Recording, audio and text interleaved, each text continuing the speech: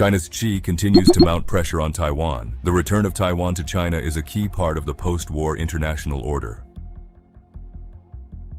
Furthermore, China's defense ministry says Japan will have to pay a painful price if it steps out of line over Taiwan, responding to Japanese plans to deploy missiles on an island some 100 kilometers, 62 miles from Taiwan's coast.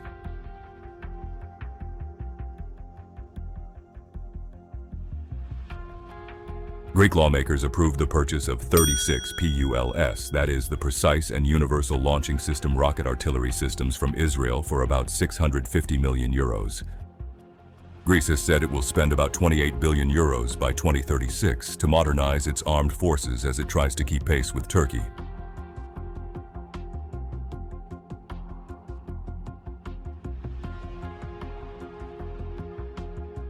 Remember the Mid-Volga II in our previous video?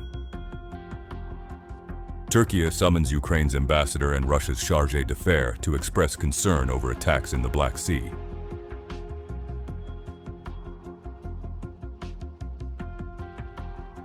The U.S. State Department confirms Special Envoy Stephen Witkoff and Jared Kushner held 2 days of talks with Ukraine's Rustem Umerov and General Hanatov, working on a draft security framework and a long-term prosperity agenda for Ukraine. That discussions were described as constructive and will continue. However, real progress toward any agreement depends on Russia's readiness to show serious commitment to a long-term peace.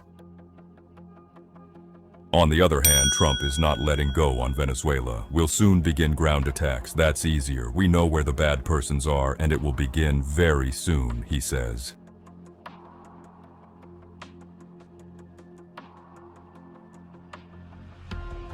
In Venezuela, Maduro confirms he spoke with Trump 10 days ago. Steps are being taken towards a respectful dialogue.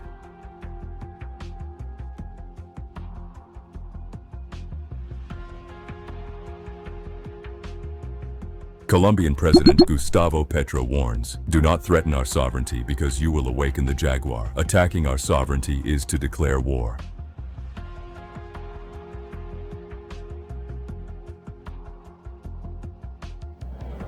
Elsewhere, firefighters battle Russian strikes in Ukraine. Overnight, Russia launched 653 drones of different types.